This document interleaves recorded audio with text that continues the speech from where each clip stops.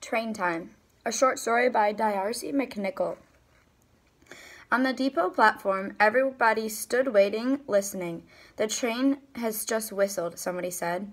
They stood listening and gazing eastward, where railroad tracks and creek emerged together from a tree-choked canyon. 25 boys, 5 girls, Major Miles, all stood waiting and gazing eastward. Was it true that the train had whistled?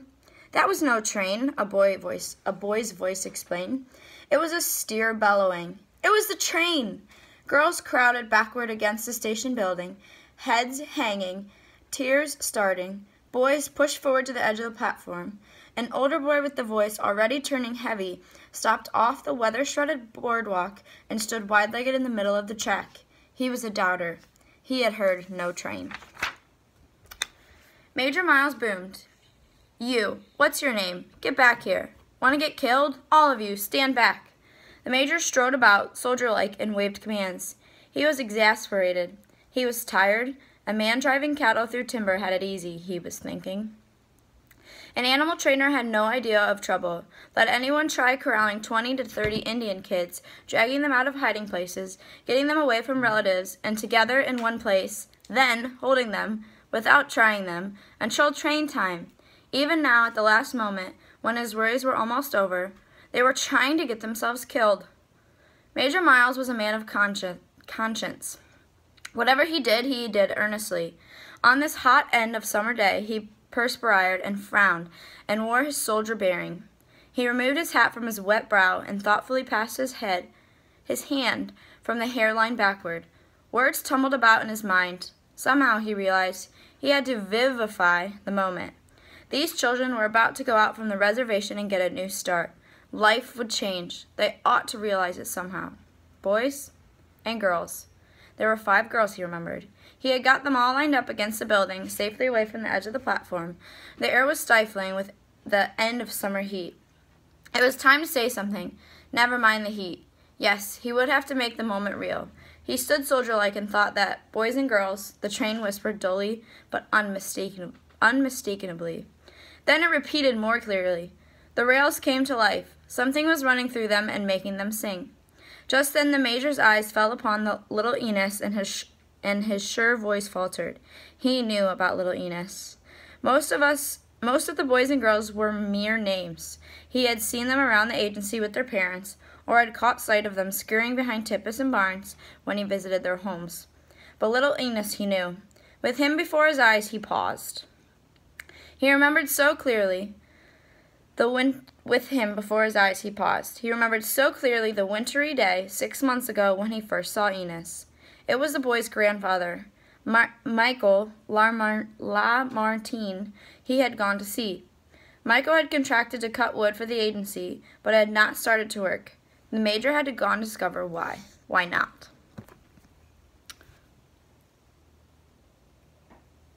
It was the coldest day of winter, late in February, and the cabin, sheltered as if it was among the pine and cottonwood of a creek bottom, was shot through by frosty drafts. There was wood all about them. Lamartine was a woodcutter besides, yet there was no wood in the house. The fire and the flat-topped cast-iron stove burned weakly. The reason was apparent. The major had but to look at the bed where Lamartine lay, twisted and shrunken by rheumatism. Only his black eye burned with life. He tried to wave a hand as the major entered. You see how I am? The gesture indicated. Then a nerve-strung voice faltered. We have it bad here. My old woman, she's not much good. Clearly she wasn't not for wood chopping. She sat close by the fire, trying with a good-natured grin to lift her ponderous body from a low-seated rocking chair. The major had to motion her back to her ease. She breathed with an asthmatic roar. Wood chopping was not within her range. With only a squaw's hatchet to work with, she could scarcely have come within striking distance of a stick of wood. 2 blows, if she had struck them, might have put a stop to her laboring heart. You see how it is, Lamartine? Eyes flashed. The major saw clearly. Sitting there in the frosty cabin, he pondered their plight at the same time, wondered if he would get away without coming down with pneumonia. A stream of wind seemed to be hitting him in the back of the neck. Of course, there was nothing to do. One saw too many too many such situations. If one undertook to provide sustenance out of one's own pocket, there would be no end to the demands. Government salaries were small, resources were limited. He could do no more than shake his head sadly, offer some vague hope, some small sympathy. He would have to get away at once. Then a hand fumbled at the door. It opened. After a moment's struggle, little Enos appeared, staggering under a full armload of pine limbs hacked into short lengths. The boy was no taller than an axe handle. His nose was running, and he had a croupy cough. He dropped the wood into the empty box near the old woman's chair, then straightened himself. A soft chuckling came from the bed. Lamartine was full of pride. A good boy that kept the old folks warm. Something about the boy made the Major forget his determination to depart. Perhaps it was his wordlessness, his uncomplaining wordlessness, or possibly it was his loyalty to the old people. Something drew his eyes to the boys and set him to thinking. Enos was handing sticks of wood to old women, and she was feeding them into the stove. When the firebox was a full, good part of the boy's armload was gone.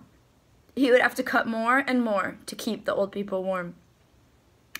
The Major heard himself saying suddenly, "Sonny, show me your woodpile. Let's cut a lot of wood for the old folks." It happened just like that, inexplicably.